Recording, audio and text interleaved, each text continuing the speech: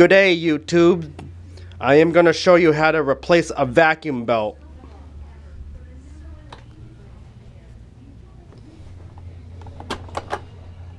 Take the front cover off like this. Take the bead bar out. Slip the belt off. Okay.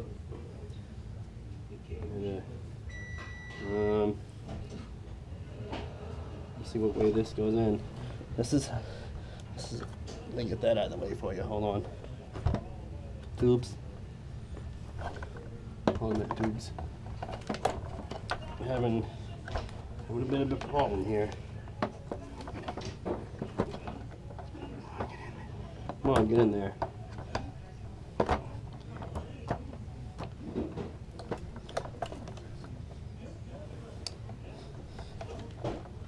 Okay, put the belt around the pulley like that. Put the belt cover back on.